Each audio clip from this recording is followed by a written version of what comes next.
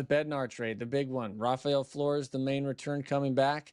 We've all read. I read what you wrote, I believe, either you or Callis, about Rafael Flores. AAA going to be a tough, big decider for him. Is that right? Yeah, he sounds like he can swing the bat, and there's some raw power there. The defense is just okay. I know the Pirates scouts really like him. They think there's a lot of offensive upside, but I think they're buying the power potential in the bat more than anything else. Power potential is something that the Pirates sorely lack right now, so I guess it makes sense. But it hasn't been. It was an underwhelming return for what we would think we were going to get for David Bednar. Is that how you feel? I would agree with that assessment. I thought the trades that they made yesterday the returns were much better, given what they were giving up and the desire to move certain people. I think people felt that BryanHayes needed a change of scenery. He certainly wasn't productive as a hitter here. We all know about the defense. And Caleb Ferguson was, a rental reliever, so getting anything of value. And I thought they got some pretty good return. I think that, yes, he would have liked to have seen more for someone of Bednar's caliber under control for, at such a fair price, especially given what the reliever market appeared to be. And I don't know if they just missed the window. Obviously we're not in the room. I have some understanding that when they were first talking to, say, the Phillies, before the Phillies made the trade for Joan Duran, they were asking for something close to what the Twins got for Joan Duran for David Bednar. And then they went and traded for Duran, which I get. I understand why you would want a Joan Duran, on your team, but I think that I don't know if they just, were asking and weren't getting the asking price, and then they just said, "Oh, we better just get something." I have no idea, since we weren't part of that conversation, but I would have thought that it's not like they're renting David Bednar for 2 months. They're going to have him, and obviously the Yankees could re-sign him if they wanted to whatever. But I was a little surprised, and not in a good way, with that return. Yeah. Was Painter in the mix in Philadelphia? I know a lot of teams were asking on him, and it seems like that's they won't trade him. Yeah, the Phillies have the Philly guy who might have been completely off the market in their system. But because I think they have plans for him to pitch in Philadelphia before the year is over and maybe into the playoffs. That's been the plan all year. Okay, so other guys that the Pirates got back in return, we're trying to figure out about these prospects. Let's start with Sammy Stafura coming back in that Hayes trade.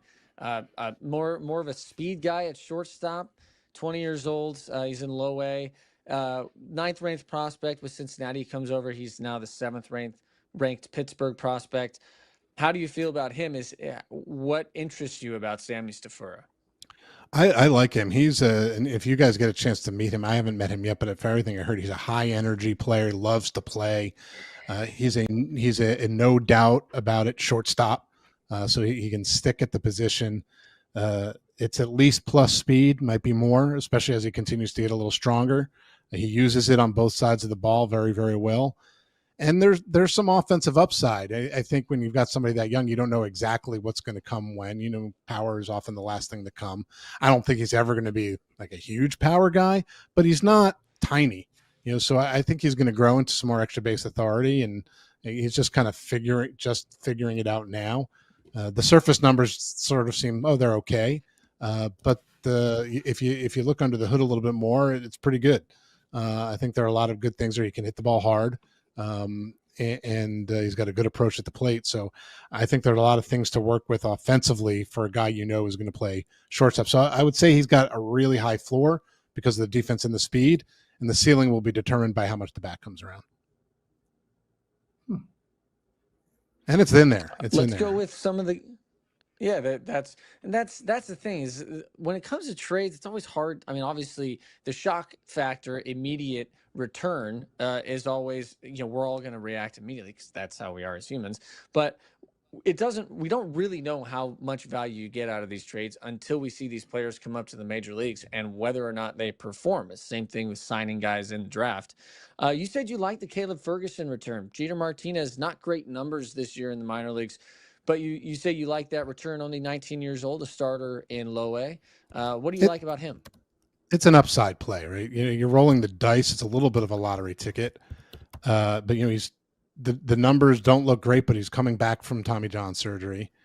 He's super young. He's really projectable. He's 6'4", already throws plenty hard. There's a lot. It's a little bit of a raw ball of clay kind of thing. And then we'll see. The Pirates, listen, they've done some good work in developing pitchers, and so to me, I think any return with upside for a guy like Caleb Ferguson, and I'm taking nothing away from. He threw great for the Pirates. Probably pitched well for the Mariners, but he's a free agent at the end of the year.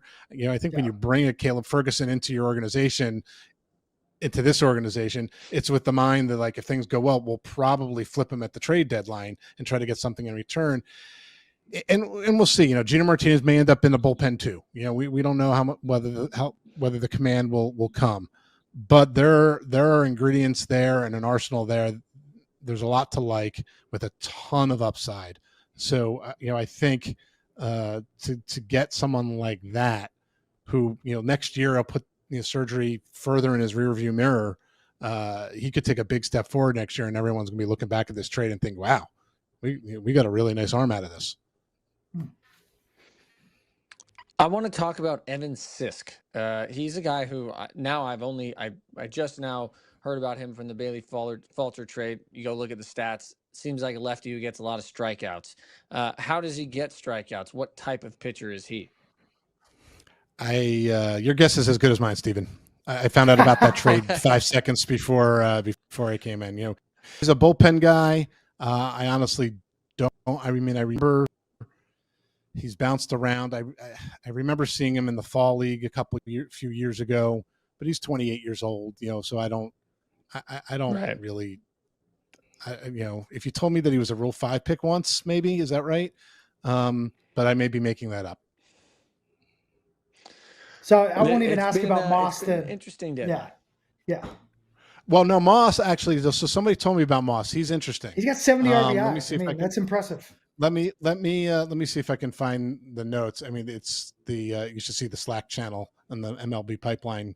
I can only imagine. It's just pure insanity. He played in the Appalachian League. Sort of just fun player. He's not going to be on the top 30, but he's sort of interesting guy that they kind of got from nowhere. And he can hit a little bit, but I don't have a ton of notes. But I remember my colleague Sam Dykstra, who does the Royals, he's called him the mayor of the Appalachian League, which makes me think he played in it more than once. But right? He's just that. Yeah, maybe he's just that good with people. I got to think that he repeated. It's sort of like, you go to Altoona and Adam Heisdu is the forever king of Altoona because he was there for a long, long time. Yeah. So he did. It looks like he did repeat. He did. Yeah. But yeah, and it's not a league you usually go to more than once. Yeah. Yeah, I think he was hurt. Is what it looks right. like. Yeah. Exactly. Yeah. Well, Jonathan, thank you so much for joining us. We know you have a million things to do here, so we'll let you go. But thank you for joining us here on Bucs Bounty. We'll talk to you soon on the pregame show, I'm sure. But good to see you, man. Happy trade deadline day, even though it didn't go as well as you would have liked to see. It was a lot of fun having you. Thanks for talking to us. They flipped Taylor Rogers, right at the end. Do you guys get that one? Yep. Oh, yeah. What do you got on Taylor Ivan? Rogers, yep. Ivan? Who was it that got traded? Is it Ivan? In that trade? We got Drago back. Ivan Rafael. Yeah. Oh, he from Fresno, Santa Barbara. Went to college. Yeah, Santa Barbara. I knew it was he north. Went to Arizona State and Santa Barbara, I think. Yeah. Yeah. He was in my area of the draft, Jonathan. But yeah, we'll do that another time. Yeah, beat it, nerd. Yeah. All right, thanks, guys. All right, go work. Bye. We'll talk to you soon.